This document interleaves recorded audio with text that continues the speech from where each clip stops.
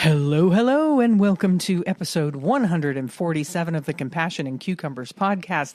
I'm Christine. And I'm Sam. Hey, I had a birthday this week. Yeah, you did. I did, and I had a really great birthday day. We didn't do anything super special. Nope. But we spent some time outside on the patio. We did. And we had a nice supper, and then Sam made these incredible vegan brownie sundaes. Yes. So, in general, Christine does not have the sweetest of tooth. True. She generally prefers salty snacks, savory snacks, whereas I tend to go for sweet things, particularly when we're talking about baked goods. This is all true, yes. Yes. But one of her favorite things to have for dessert is a brownie sundae. I love a good brownie sundae.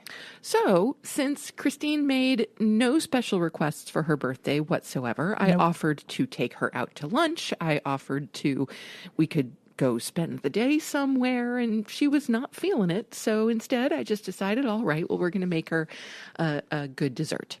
And so made some brownies in the morning, and I got some Ben & Jerry's dairy-free Netflix and chilled ice cream, which, for anyone who doesn't know, this is peanut butter non-dairy ice cream.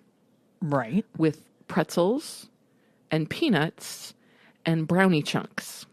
It's pretty good. It is pretty good. Yeah. So then I also got some chopped peanuts to put on the top, and we did a little bit of chocolate syrup. Uh-huh. And also we had some Justin's mini peanut butter cups. Right. And so we chopped those up and put those on the top as well. Yeah, it was special. So it was a ridiculously decadent birthday brownie sundae. It was delicious. It was very good. And thank you for that. You're welcome. It made my birthday special. I'm glad. It did. What else? What else have we been up to? Have we been up to anything in particular? No, not a whole lot. I've been knitting like a fiend. This is true. Yeah. Yeah, lots of knitting going on because we're getting ready for some upcoming events. Yep. And so I've been doing a lot of that. But otherwise, it's been pretty chill around here. I know. I think we said that last week, too. And it is kind of nice now that Sam is in her summer and not, not teaching every day. It's nice having some chill time with you. It is. You know? Yeah, I definitely do enjoy this. Now, of course, we're going into the next phase of summer starting tomorrow, or for those of you who are listening on Tuesday, today, which is the summer advising process.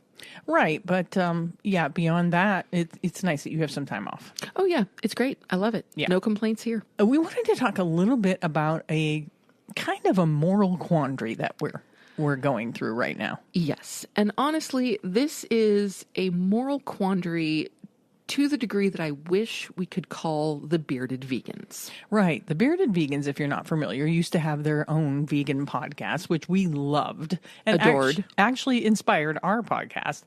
And at one point, they had set up a hotline that you could call. It was a phone number you could call and leave a message and ask questions or talk about the show or give show ideas. Or if you had a moral quandary that you were looking for some advice on, they said call their hotline. And they had a really snappy little jingle that went with the hotline. I wish I could remember it, but the second line was, for your moral quandaries.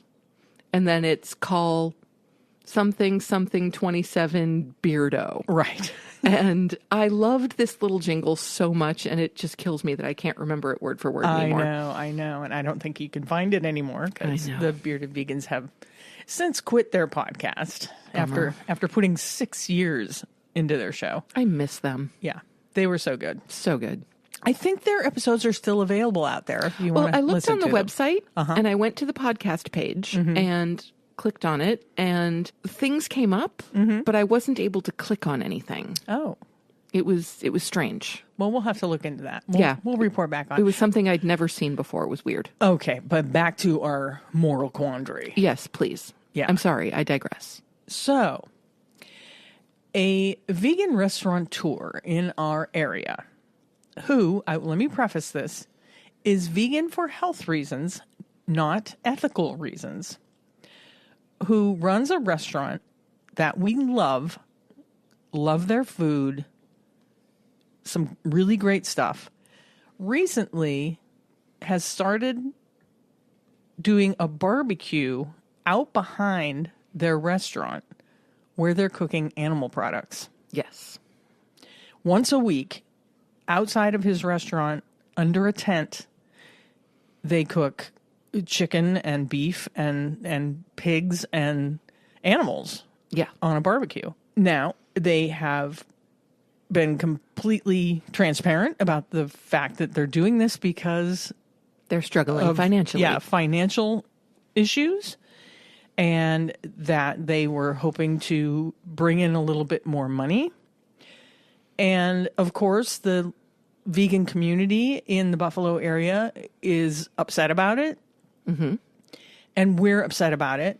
Mm-hmm. And being ethical vegans feel that we can't support them anymore, which is really makes us sad. But I guess the quandary is, if this restaurant was not started under there was no guise or anything, right? They never said they were ethical vegans and then stepped away from their ethics. No. They always said the reason they were doing it was for health reasons. Yes. And if they had not put the word vegan in the name of their restaurant, would that have made a difference? If their restaurant had the words plant-based in it instead of vegan, would that have made a difference in how we feel about it?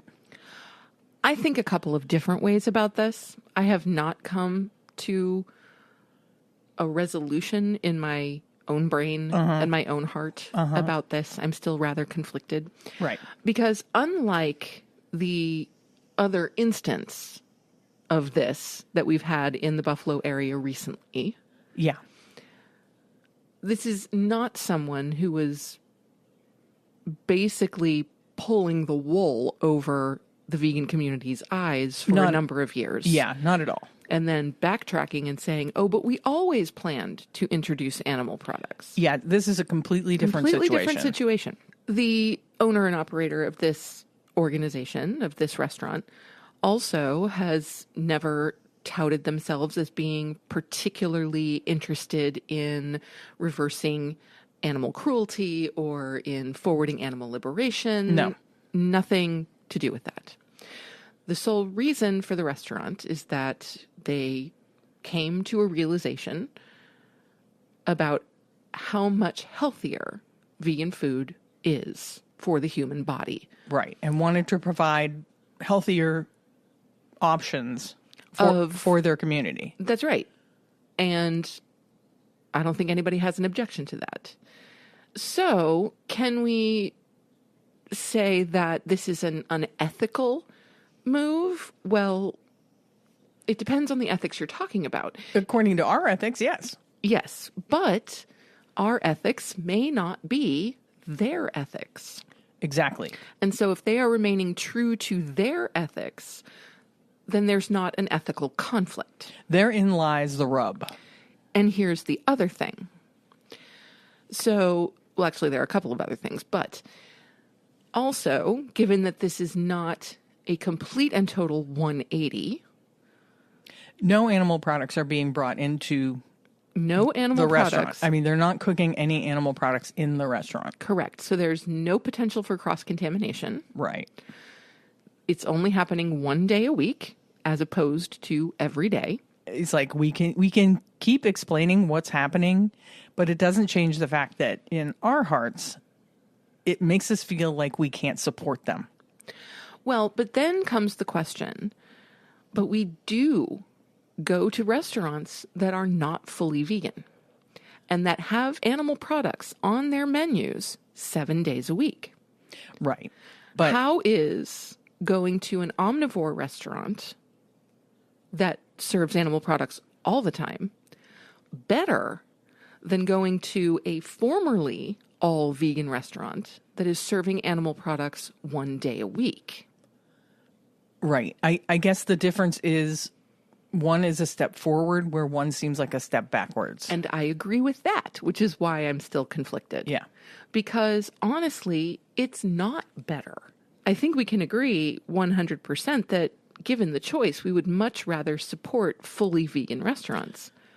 Yeah, right? The challenge there is that there aren't many there are none in our immediate area. Right. And there's not many within, let's say, an hour radius of us. I think here's the problem I have. If this was a restaurant owner that we did not know, that we had no relationship with, that we have not met members of this person's family, that we don't know this person's personality and reasons for why they're doing the things they're doing and hardships that they've been through, not just financial, but emotional hardships, losing a partner. How do we be like the vegans that are, say, on a Facebook page that just write them off and say, well, I guess they were never vegan to begin with. We'll never support them again. When you have a relationship with somebody, you know what I mean?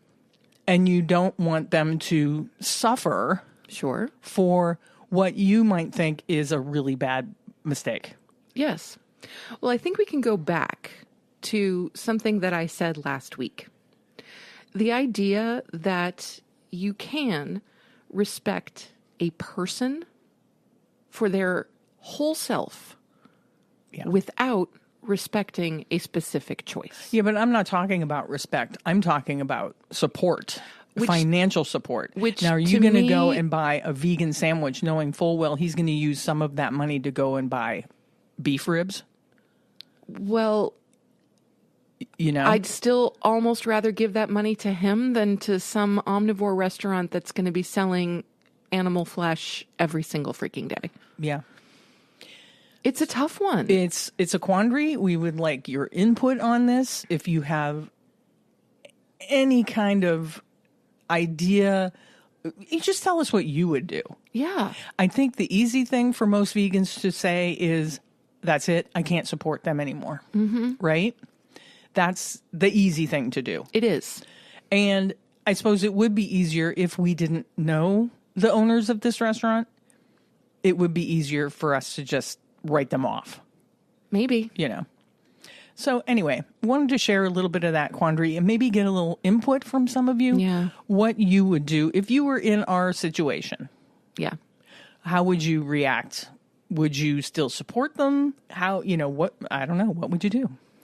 And so I am just giving a big shout out I don't know. I feel like I'm waving the red flag of distress in Andy and Paul's direction. Oh, so yeah. Andy or Paul, if there's even the tiniest chance that you hear this, we'd love your take on it.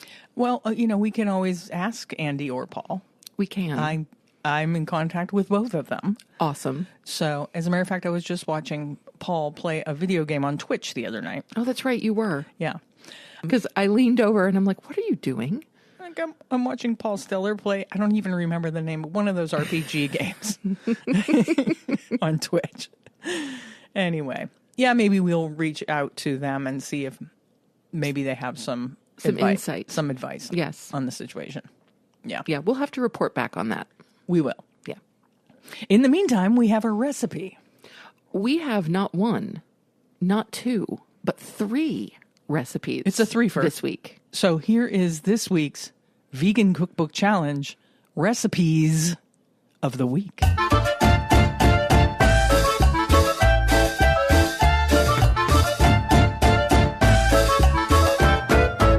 That's right. For the first time in Compassion and Cucumbers history, we have a 3-fer. We're making history? We are. Wow. See? Mark your calendars. Right? So, as you may know, I've been in charge of choosing the recipes lately. You have, and it's been nice. Yeah. So anyway, I went to the cookbook shelves earlier this week, and I pulled out the cookbook Provecho, which is written by Edgar Castrejon and features 100 vegan Mexican recipes to celebrate culture and community. Yeah, we got that cookbook from our friends at Herbivore Clothing. Yes. R.I.P. Herbivore Clothing. Indeed. I miss you so. Yes, we do. We miss you very, very much. So we hadn't used this book, and Christine told me that it was because a lot of the recipes are rather complicated. There's a lot of work that goes into them, and so she's Some of them are. Yes. Some of them are. Not all of them. Not the one we did today. Well, that's why I said some. Yeah. Yeah, some. Some. So I chose recipes that were actually quite simple. Yeah, you did. I did. And so today we had the sweet potato and kale tacos accompanied by their mango salsa and vegan queso fresco. Yes. And this was a group effort. It was. So this morning I made the queso fresco, and then Christine took over this afternoon and made the mango salsa and the sweet potato and kale tacos themselves. Yeah. So the queso fresco, you make it with super firm tofu, the one you get in the vacuum pack. Right. So the one where the water has already been removed. Yeah. It's already been pressed. Yeah. So it's super, super firm, and you just toss it in a bowl and you crumble it with your hands. It's actually pretty fun. Yeah. It feels like almost like kneading dough, but in reverse. Right. Because when you're making bread, like you have all this crumbly stuff that then becomes something smooth and silky. Yeah, this was backwards. You've got this nice firm tofu that just becomes something crumbly. And it is a really good substitute for a queso fresco. It really was. It turned out fabulous. You did a great job. Thank you. Yeah. Relatively simple ingredients. So we're talking about tofu and some nutritional yeast, apple cider vinegar, lemon juice, bit of garlic powder, and a bit of salt. Yeah, it reminded me a lot of my vegan ricotta recipe. Oh, really? Yeah, it's very similar. I don't use super firm. Mm-hmm. I use just regular firm, but the ingredients are almost identical. Interesting. I also add like parsley and fresh basil and stuff like that into it to make it, an Italian kind of thing. Right. That makes sense. But very similar. It's a very similar start. Mm-hmm. So turned out really good. Really great on top of the tacos. I made the salsa, this mango salsa, which is not your typical. When I hear mango salsa, I think of a cold, like little chunks of salsa, maybe some red onion, and that kind of a thing. Mm-hmm. This is not that. This is a salsa. It is a salsa. Yeah. So you cook down Roma tomatoes and onion and garlic and mango and a serrano chili, and you cook them until they're a little charred, and then you pop them in the blender, blend them till it's just blended, still kind of chunky. Mm-hmm. Very good. Oh, it's fantastic. Yeah. Actually, for me, the mango salsa was kind of the star of the show. Yeah. Like, I loved the sweet potato and kale taco filling. I thought it was beautiful. I'm really looking forward to we had plenty of leftovers, so I'm going to put that on top of a salad someday this week. I think it'll be absolutely beautiful, and I'm going to use the mango salsa as my salad dressing because it's gorgeous. It's bright, it's flavorful, but, the tomatoes give it kind of an earthy hit that I really appreciated. Yeah, absolutely fantastic. Loved the salsa.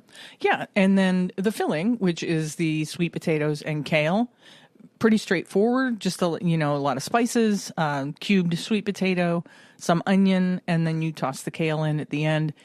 Really good, kind of straightforward, really nice taco filling. Yeah, really, really lovely. The recipe calls for corn tortillas. If anybody out there has a tip on how to keep corn tortillas from breaking when you make a taco, I'm talking about soft corn tortillas. I warm them. No matter what I do, they break. They do. You pick them up and they kind of, they want to crumble on you. Maybe I'm getting I get the, kind of authentic ones. Sure. So I don't know, maybe I'm getting the wrong ones. Maybe I'm warming them wrong. I really don't know. If you have any tips on corn tortillas and how to keep that from happening, let me know. Yes. So Christine got really frustrated with the corn tortillas. Well, full disclosure, I was hot and grumpy by the time I finished cooking this. And then I picked up my taco and the tortillas fell apart and I ended up with tortillas and everything all over me. I'm like, okay, I'm getting a bowl. Yeah, she was not happy. And so she got a bowl. I put all my tacos and the tortillas into a bowl, mixed it all up, and ate it with a fork. And it was delicious that way, mind you. I turned it into a taco salad. Yeah. But Then Sam had another taco using A flour tortilla. the small flour tortillas that we had. And that worked much better. Yeah. I love the flavor of a corn tortilla. Me I too. really do. And it does add something. Mm-hmm.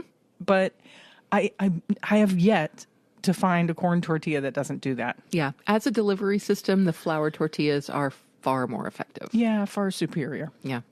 But anyway, shoot us some hints if you have any hints about corn tortillas. Yeah. But all in all, these were 3 absolutely beautiful recipes. We highly recommend all of them. And again, they are coming from the book Provecho by Edgar Castrejon. And that is 100 vegan Mexican recipes to celebrate culture and community. Yeah, it's a great book. And I do want to cook more out of it. I think it seems like every time I pick up that book, I'm not in the mood to make something a little more in-depth. And I need to stop doing that. Yeah. I need to be picking up that book when I'm in the mood to spend more time in the kitchen. Yeah. And make some of the more complex recipes that are in there, because there's some really good recipes in that absolutely. book. There's some gorgeous stuff in here. And, that'll happen as summer turns into fall. Yeah. You tend to like spending more time in the kitchen in the fall and winter. It's true. It's true. I don't like spending a whole lot of time in the kitchen when it's hot. It's like 80 some degrees out today. I mean, mind you, we have air conditioning. We're lucky. We do have air conditioning, but it gets hot in the kitchen. It does. And then I get grumpy. You do. Yeah. So we'll leave a link to the cookbook if you want to get a copy of that book for yourself. That brings us to our Noteworthy section. Today on our Noteworthy section, we're going to be giving you a little bit of an update about what is happening with the current farm bill. This coming from Dairy News Today. The U.S. Congress faces pressing deadlines to enact the newest version of the country's comprehensive agriculture law this year. However, a contentious debate over nutrition program funding, including the Supplemental Nutrition Assistance Program, or SNAP program, has left the Farm Bill mired in uncertainty. Yeah, it's just one of the things leaving the Farm Bill. This Farm Bill, by the way, was supposed to be passed last September. Yes. It happens every time with the Farm Bill. There's always contention between the two sides of the aisle. But this particular thing that they're arguing about is the right wants to take away money from SNAP. And if you're not familiar with SNAP, it is a program that provides monies for food for lower income families. Yeah, they want to reduce that. Yes. They don't want poor mothers to be able to feed their kids. Yes. No, take that out. So, U.S. Senator John Boozman, Republican of Arkansas, the leading Republican on the Senate Agriculture Committee, emphasizes the dire need for enhanced safety nets for farmers, which are crucial for risk management and income support. He says, if we don't support our farmers adequately, the entire system falters. We often take for granted that our nation benefits from the most affordable, safest food supply in the world. He advocates for increased borrowing options to sustain agricultural operations. Conversely, Senate Democrats, led by U.S. Senator Kirsten Gillibrand, Democrat of New York, criticized the bill's disproportionate focus on commodities while neglecting fruits and vegetables. The proposed $1.5 trillion bill pours hundreds of millions more into commodities, yet it completely overlooks critical sectors like fruits and vegetables, Gillibrand expressed concern. Yeah, now mind you, when they say commodities, they mean animals. Yes. Okay? They don't even call them animals. They don't even say animal agriculture. No. They don't even say meat. No. They say commodities. Correct. Because these are things that are traded on the stock market. The stock market, yes. Yes. Why is the stock market called the stock market? Okay. Yes. The term did originate from the idea of livestock. Yes. So thank you, Kirsten Gillibrand, for pointing out the fact that fruit and vegetable farmers are not receiving hardly anything compared to what animal farmers are receiving. No, and the growers who are producing plant products and are receiving subsidies are generally the ones who are producing large-scale crops such as wheat, soy, corn that are going to feed animals in the agricultural system. Right, feed crops. Yes. Yeah, not even the food being grown to feed people. Correct. So, are we ever going to see this bill come to light? I don't know. Yeah. Additionally, Gillibrand highlights potential threats to nutrition programs under the proposed GOP adjustments, including a $30 billion proposed reduction to SNAP benefits. Such cuts could dramatically increase hunger among low-income Americans, she warns. Despite these concerns, Boozman counters that SNAP funding has surged by 85% since the last Farm Bill in 2018 and believes the funding for the program must be capped. There's a fiscal limit to how much we can allocate to SNAP, he stated. As the extension of the 2018 Farm Bill is set to expire at the end of September, Congress may need to pass a temporary extension to provide more time for negotiations on the comprehensive 2024 Farm Bill. Yeah, I think it's going to turn into the 2025 Farm Bill at this point. I think that's very likely, yes. Yeah. And we'll keep you updated. There is so much more to talk about where the Farm Bill is concerned. It's one of those subjects that we could do a whole series on the Farm Bill. Yeah. The Farm Bill, despite its name, is a lot of legislation gets snuck into the Farm Bill. Well, that's true of any major piece of legislation. But a lot. That's why the Farm Bill always takes so long to pass. Yeah. Because they just keep adding on and adding on and adding on. Anyway, yeah. So let's not take money away from the SNAP program. I'm sure if there was a pie chart showing you the comparison of the monies being allocated to the SNAP program comparably to the monies being allocated to factory farms, it would be the most tiniest of slivers on that pie chart. Yeah. So we'll keep you posted on that. We sure will. And we're going to jump into our main topic now.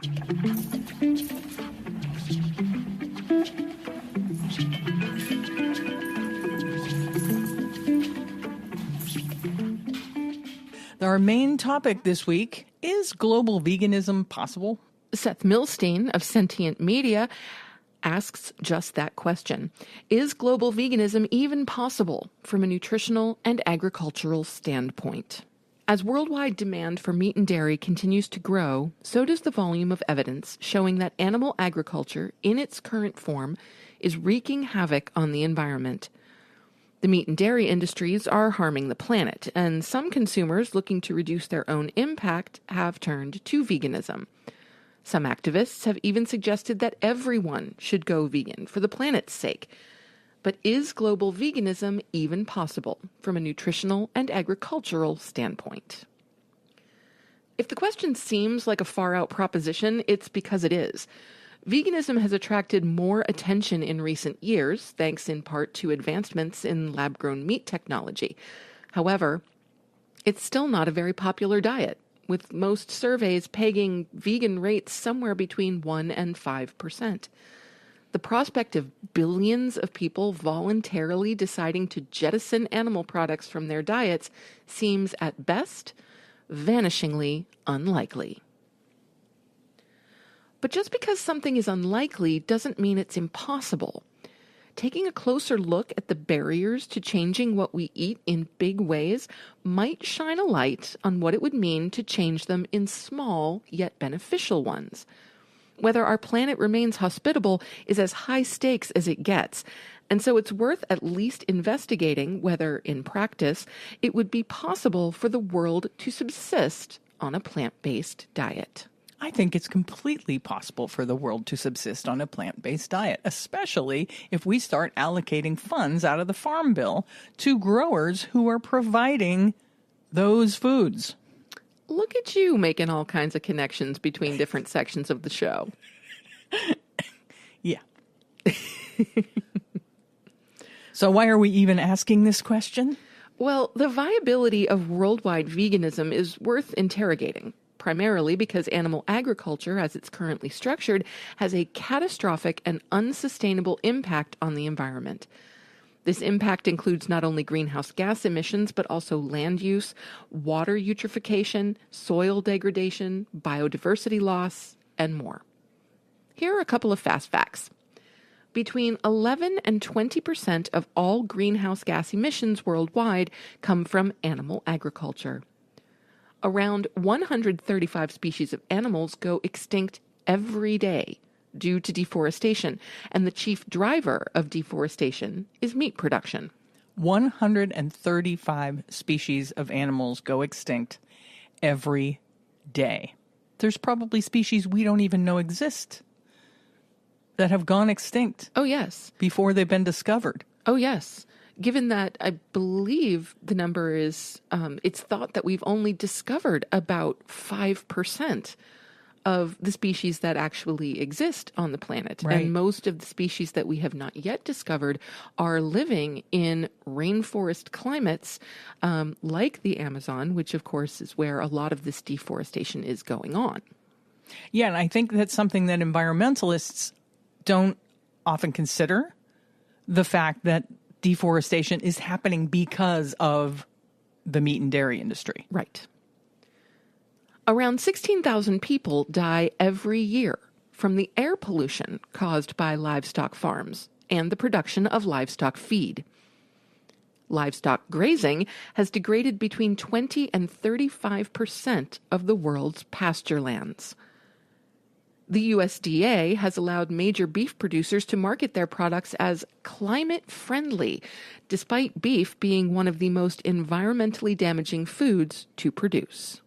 Given animal agriculture's outsized impact on planetary destruction, and the fact that plant agriculture, almost without exception, is far more environmentally friendly and better for the 100 billion animals who die in factory farms every year, this alone is reason to consider the plausibility of global veganism. So we're going to ask, is worldwide veganism even possible?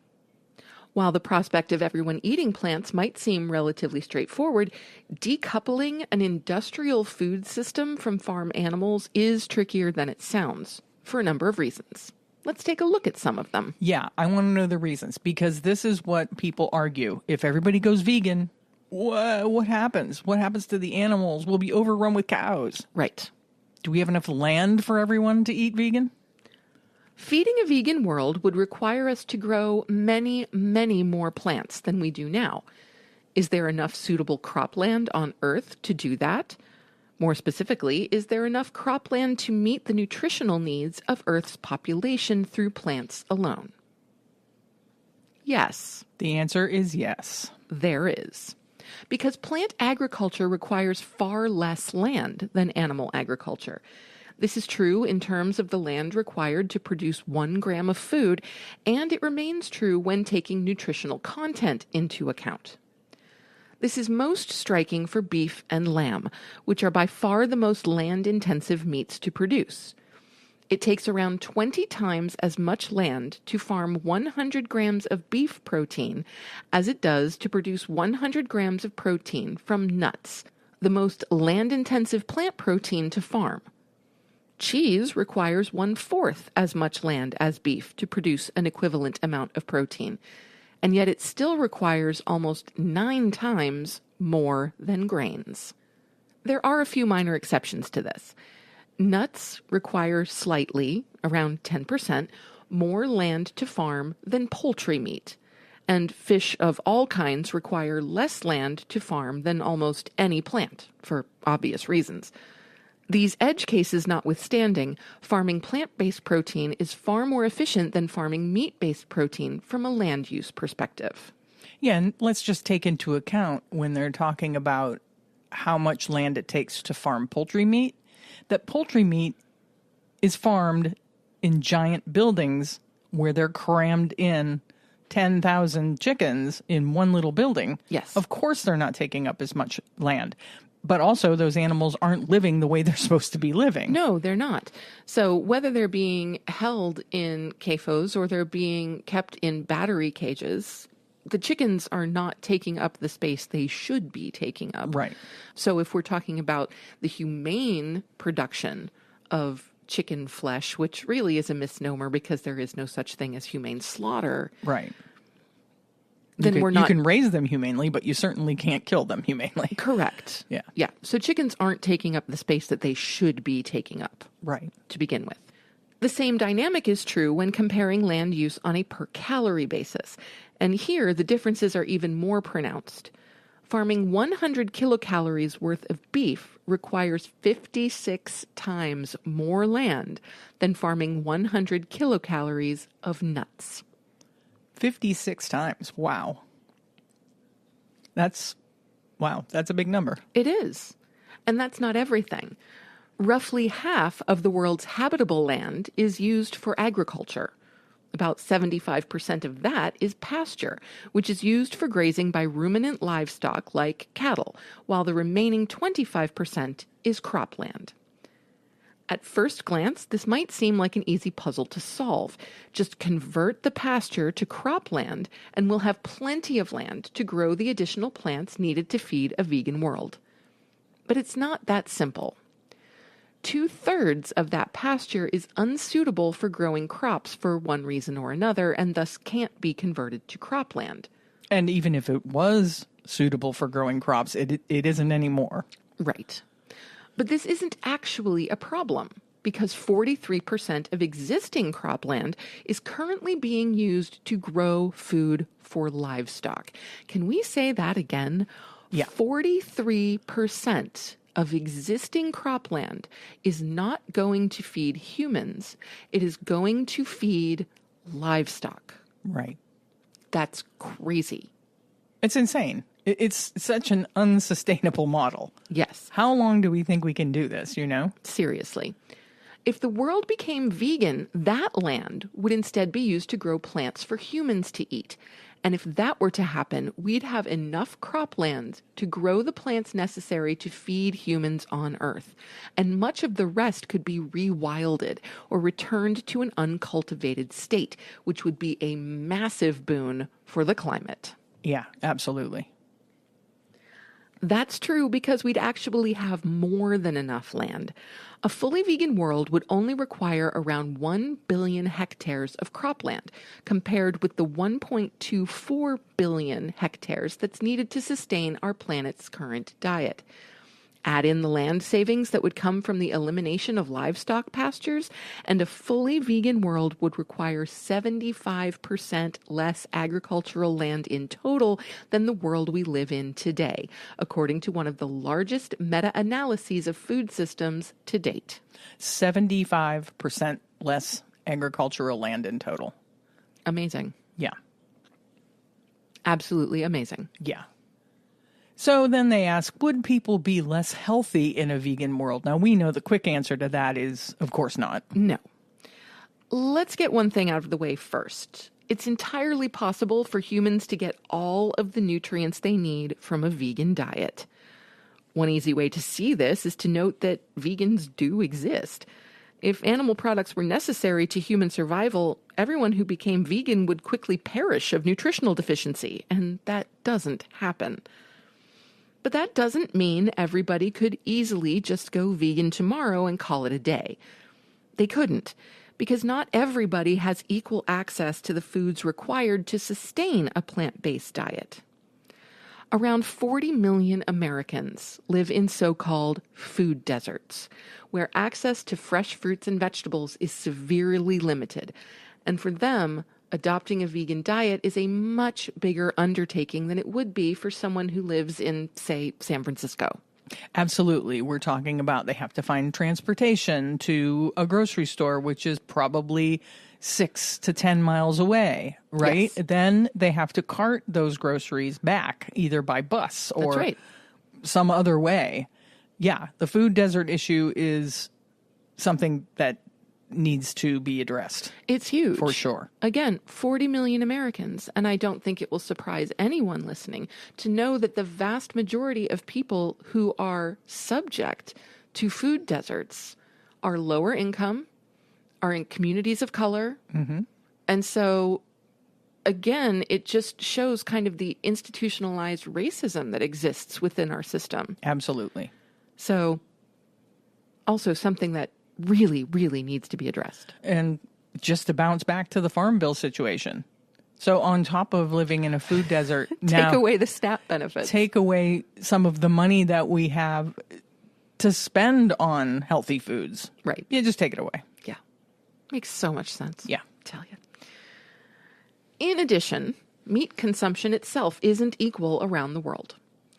On average, people in high-income countries consume more than 7 times as much meat as people in poorer countries.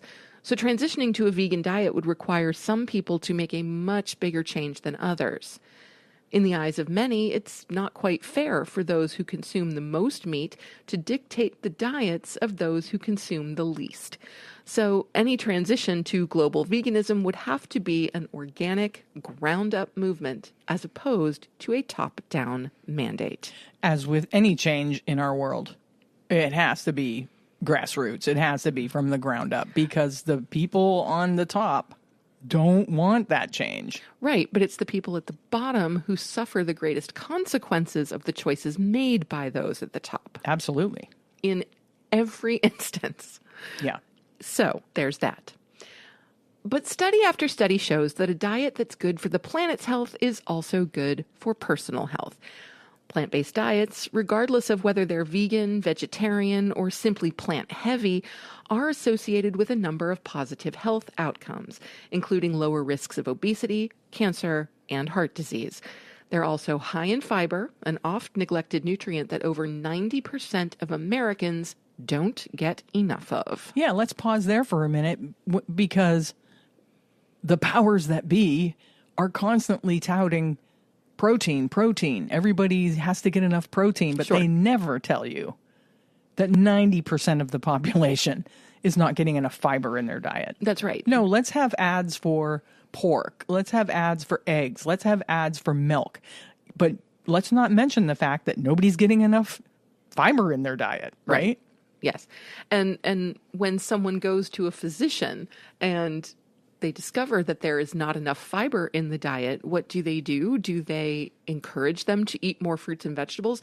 No, it's here's your Metamucil. Right. Yeah. Here, take a supplement. Right. When really you can get everything that you need from food. So yes, we should be paying more attention not to where people get protein. And of course, there's the long running joke of if you're vegan, the first question is always, where do you get your protein? And our question back is, Where do you get your fiber? All together now. That's right. So, and it's actually true that most Americans following the standard American diet, which of course includes a lot of animal products, a lot of dairy, a lot of fast food in general. Way too much processed food. Yes, are getting way too much protein, way too much fat. Like we're talking double the amount of protein that one actually needs. Yeah. And that's partly because of the products they're consuming, but also because of portion sizes. Right.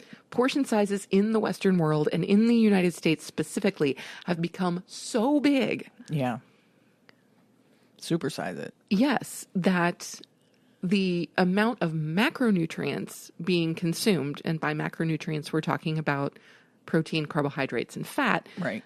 has just shot through the roof. Unfortunately, most of those foods that are being consumed in such high quantities are meat and dairy. And so we're not getting the micronutrients that we need through Right. the standard American diet. And then it brings us to the question, the age-old question. Like I said, what would we do with all the animals if the world went vegan?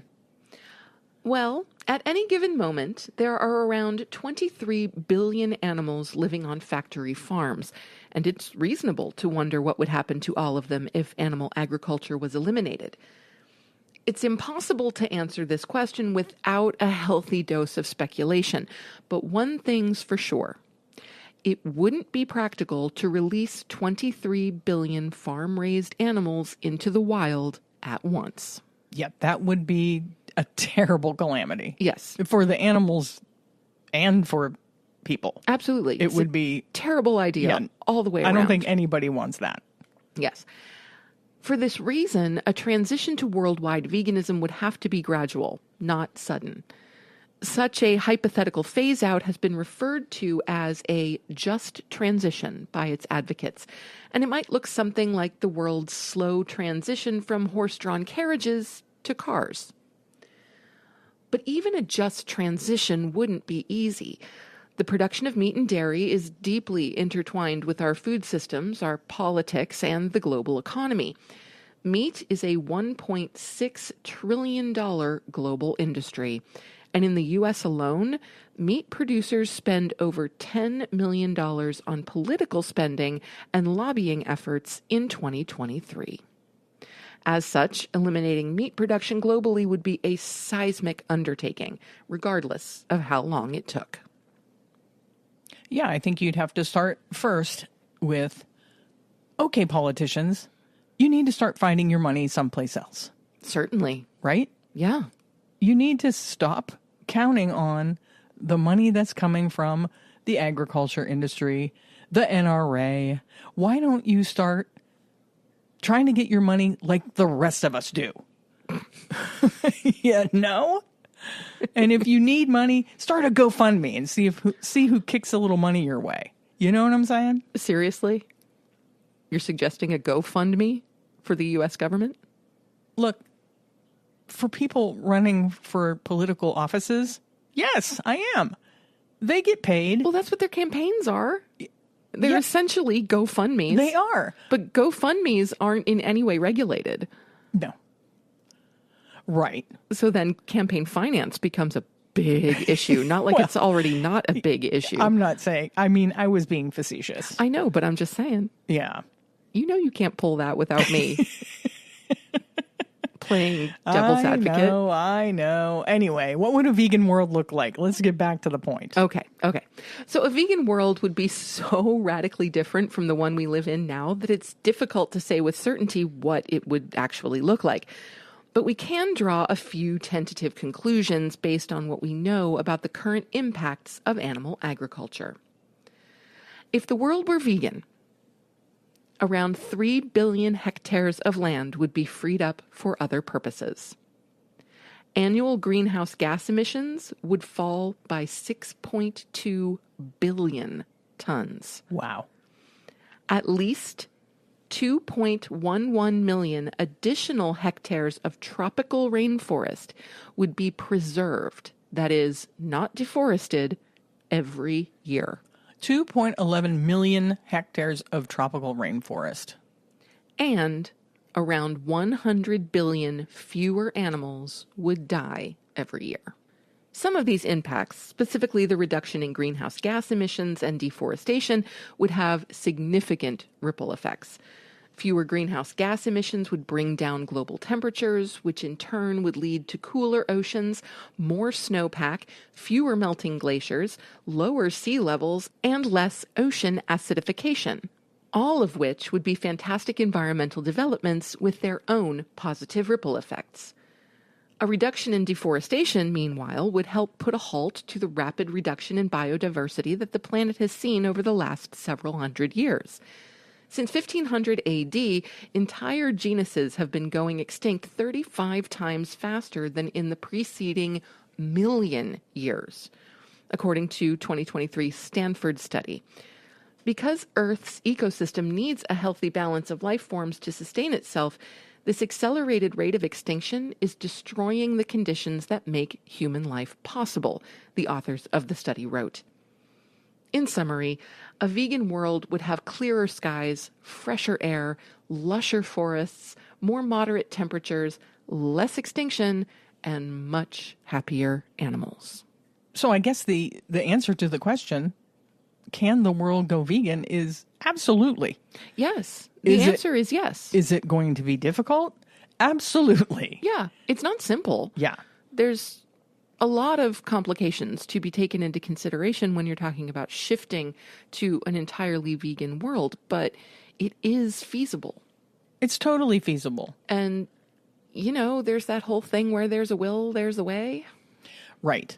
But again, this has to start from the ground up. So how does it start from the ground up? Well, you have to get people that are willing to transition their farms. And that is starting to happen. It is. That needs to happen more. Yes. You know? Yes. Yeah. On a massive scale. Yeah. So there's hope for the future. There is. It is a possibility that the world can go vegan, or at least lean that way. If we could just start leaning that way, Yeah. things would improve drastically. Yeah. So you know what? Vegans out there, keep fighting the good fight. Fight that good fight. And that brings us to Assignment Restaurant SOS.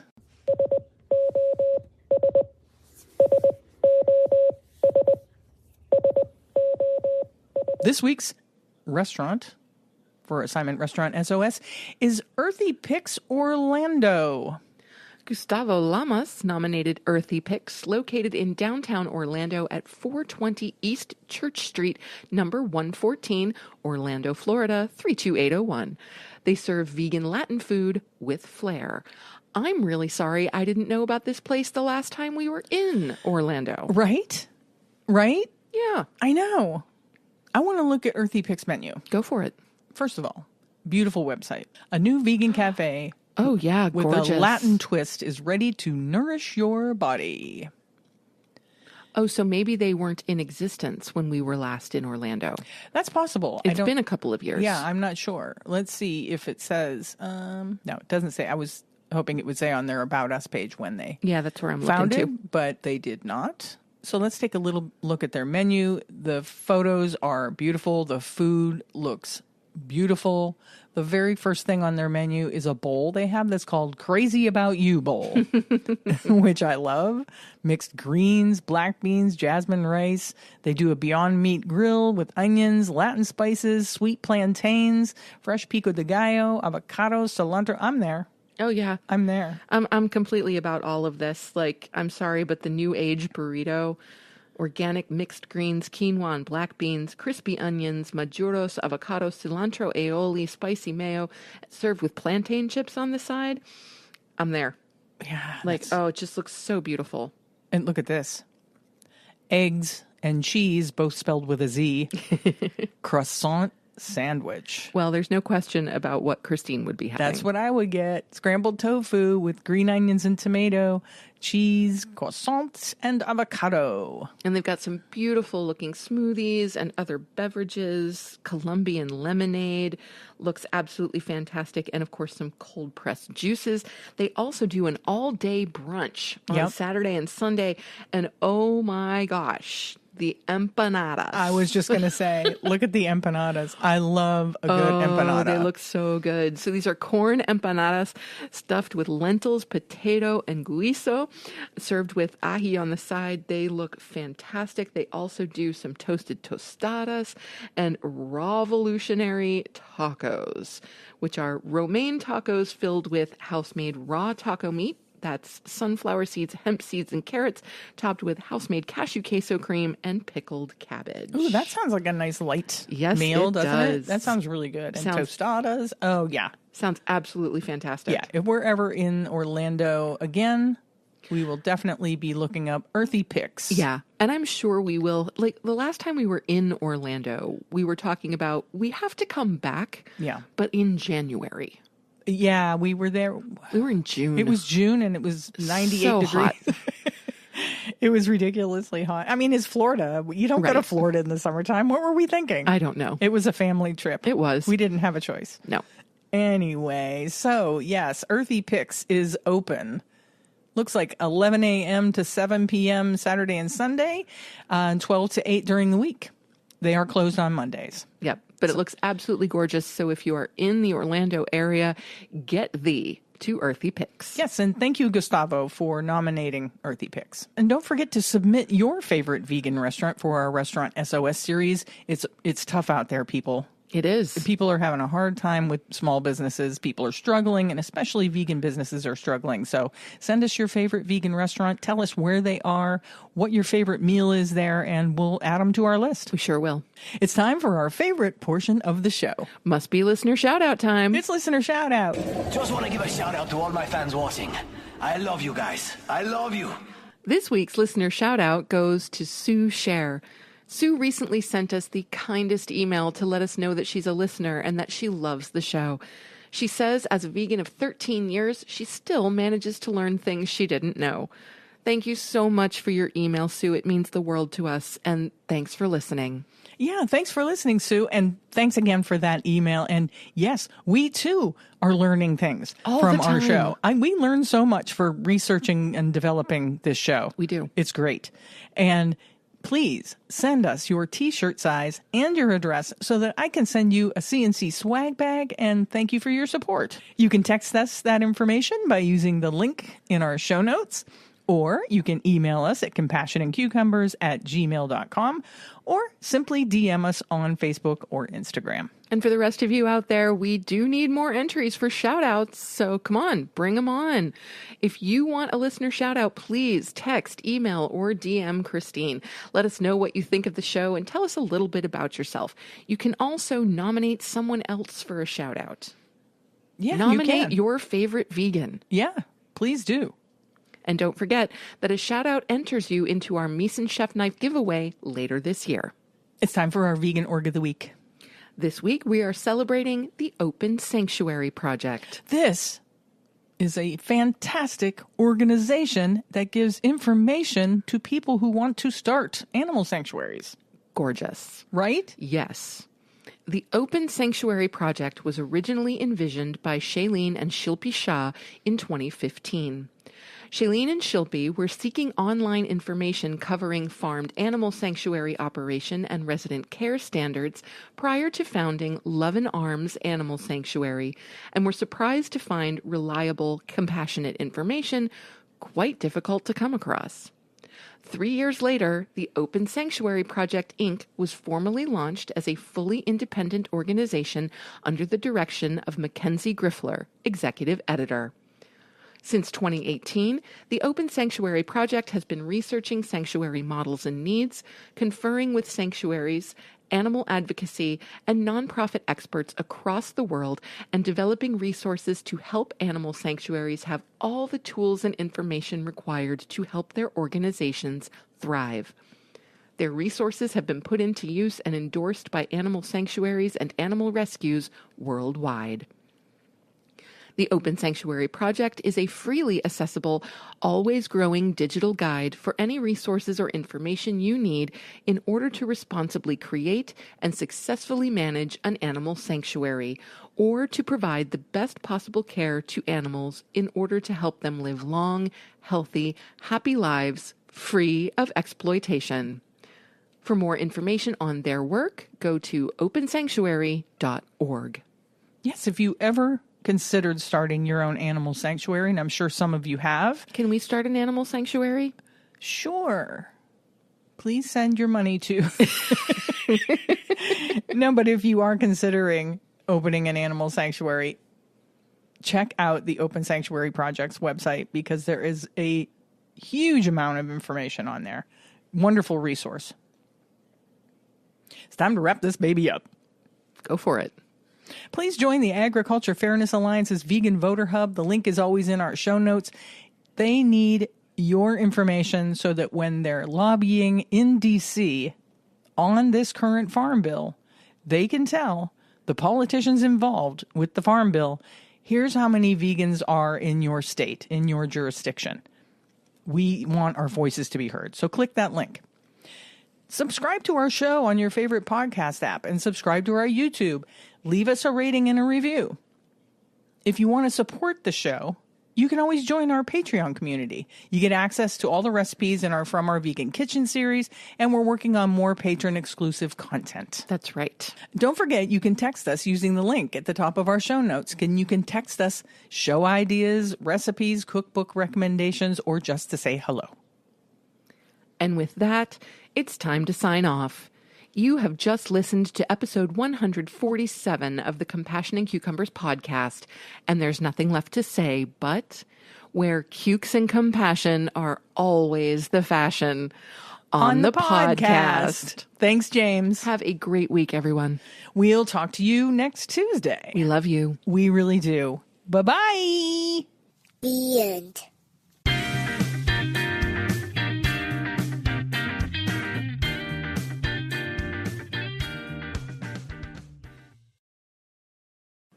If you'd like to support the Compassion and Cucumbers podcast, well, you can do that by hopping on over to our Patreon page and becoming a patron. We have all the recipes from our Vegan Kitchen series up there, and we'll be adding some patron-only episodes in the near future. So thank you for supporting us at whatever level that you choose, and thank you again for listening to Compassion and Cucumbers podcast.